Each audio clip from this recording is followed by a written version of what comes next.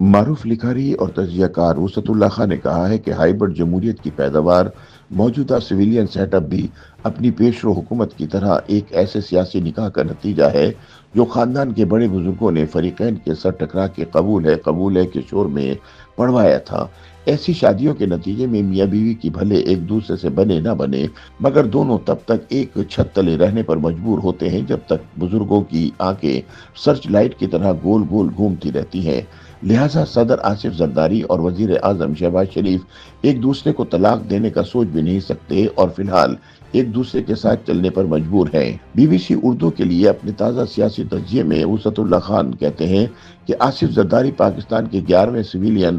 2 بار صدر بننے والے تیسرے اور دونوں پارلیمان کے مشترکہ اجلاس سے 8ویں بار خطاب کرنے والے پہلے صدر ہیں۔ اس شاندار کارکردگی کے ہوتے ہمیں صدر کے ایک ایک جملے پر دھیان دینے کی ضرورت ہے۔ زرداری صاحب محض وفاق کی اتحاد کی ہی علامت نہیں بلکہ ایک ملک گیر جماعت کے شریک چیئرمین بھی ہیں، لہٰذا یہ ان کی دستوری ذمہ داری ہے کہ بحیثیت صدر مملکت وہ وزیر اعظم کی ایڈوائس پر عمل کریں اور پارلیمان کے منظور کردہ قوانین کی توثیق کریں،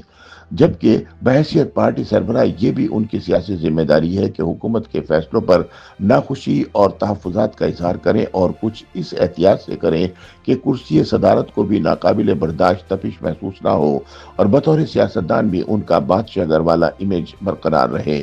وسعت اللہ خان کہتے ہیں کہ زرداری صاحب کو بحیثیت رئیس جمہوریہ اسلام آباد میں رہنا ہے اور بحیثیت سیاسی قائد بلاول ہاؤس کراچی کو بھی رونق بخشنی ہوتی ہے۔ وہ ایوان صدر کے تقاضوں اور مجبوریوں کو بھی خندہ پیشانی سے نبھاتے ہیں اور بطور پارٹی سربراہ ووٹر کی بھاوناؤں کو بھی نظر انداز نہیں کرتے، یعنی انہیں کچھ ایسے چلنا ہوتا ہے کہ ریاست کا دستوری سفر بھی نہ رکے اور سیاسی سلطنت کو بھی کوئی بڑا ہچکولا نہ لگے۔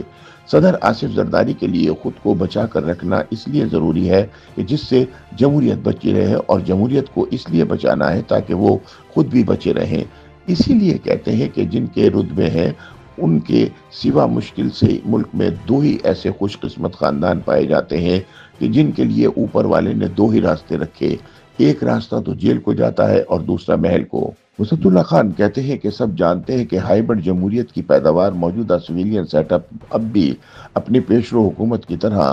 زور زبردستی کے سیاسی نکاح کا نتیجہ ہے۔ ایسی شادی کے نتیجے میں میاں بیوی کی بنے نہ بنے مگر دونوں اتحادی حکومت کی طرح بندوقوں کے سائے تلے جیسے تیسے مدت پوری کرتے ہیں۔ ایسے سسٹم میں اگر دولہا خاندان کے بڑوں سے بغاوت کرے تو گھر سے نکالا جاتا ہے اور دلہن کا رویہ ناقابل برداشت ہو جائے تو گھر واپسی کے ساتھ ساتھ جہیز سے بھی جاتی ہے۔ یہ نزاکتیں موجودہ سیاسی اتحادی جوڑے سے بہتر کون سمجھ سکتا ہے جس کی اقتدار کی منڈت پر کئی شادیاں اور کئی طلاقیں ہو چکی ہیں۔ سینئر صحافی کا کہنا ہے کہ اس ملک میں ایسے 20 رہنما اور جماعتیں پائی جاتی ہیں جو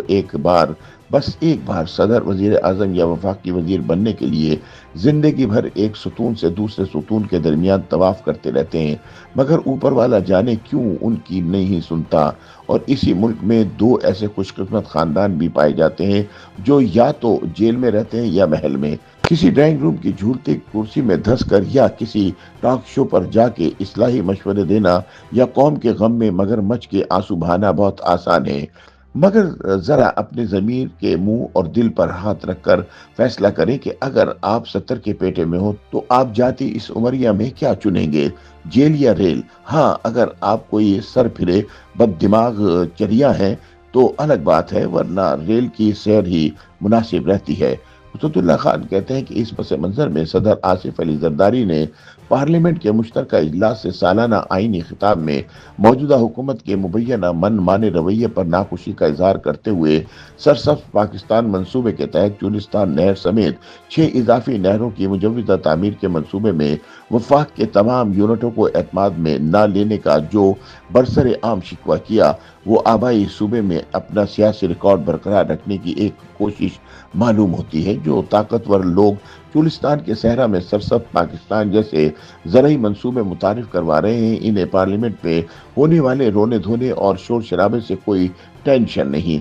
تشویش تو تب ہو جب گھر میں بجنے والے بھانڈے گلی اور سڑک پر آ کر گرنا شروع ہو جائے۔ پارلیمنٹ کے مشترکہ اجلاس سے خطاب کے دوران صدر زرداری نے چولستان نہر سمیت 6 اضافی نہروں کی مجوزہ تعمیر کے منصوبے بارے وفاق کے تمام یونٹس کو اعتماد میں نہ لینے کا گلہ کیا، لیکن کچھ دل جلے تو یہ بھی کہتے ہیں کہ کسی بھی ہائیبرڈ نظام میں پارلیمنٹ دراصل وہ جھنجھنا ہے جس سے عام آدمی کو جتنا اور